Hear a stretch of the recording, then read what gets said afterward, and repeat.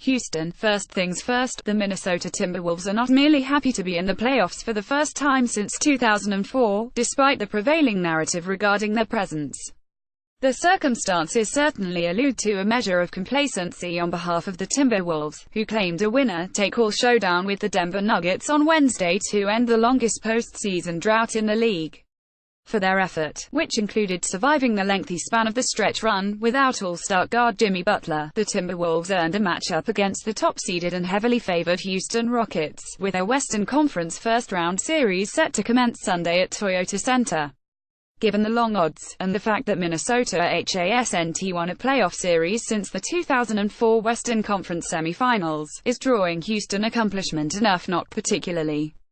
We expect nothing but greatness from ourselves, Timberwolves center Karl-Anthony said. We didn't wake up this morning like, hey, we're going to go to Houston.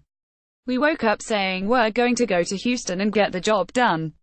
We put pressure on ourselves because we want to be so great, we want to be the best team possible that we can be. I think we're going to do fine. At the end of the day, we don't need anyone to tell us their opinions of how the series is going to go. We have confidence and we talk to each other. That's all we need is each other in this moment. The Timberwolves will have to circle the wagons against an opponent that blitzed them 4 times during the regular. The Rockets claimed the first 3 meetings by 18 points each and led by 25 in a 129-120 road victory March 18.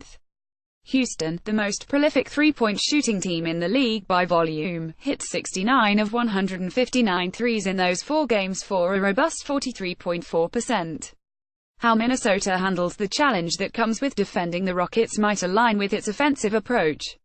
By relying on Towns, who paced the team in points 1,743, rebounds 1,012, blocks 115 and three-pointers 120, plus Butler in the post, Minnesota might unlock a pace that could prevent Houston from its usually lethal combo of layups and open threes.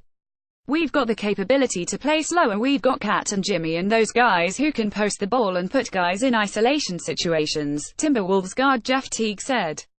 Against that team they switch so much they kind of want you to post the ball so they can come and trap, so we've got to push the ball and try to get some easy scores. And we're going to have to make some shots. Matching the Rockets offensively might be as sound a strategy as anything the Timberwolves can muster defensively. Houston not only made more three-pointers 1,256 than any team in NBA history, the Rockets actually attempted more threes 3,470 than shots from inside the arc 3,446. Additionally, Rockets guards James Harden and Chris Paul ranked first and fourth respectively, in isolation points per possession.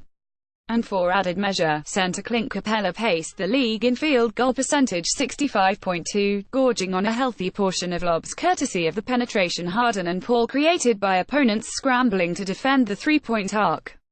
The Timberwolves finished 23rd in defensive efficiency during the regular, so any expectation that they might lock down the Rockets this series is foolhardy. The Rockets are well aware of their potency, and the potential to inflict damage by doing what they usually do. You go out there and compete, and go back to what you've been doing all year, Harden said. Staying together, having that positive mindset. Bad things are going to happen.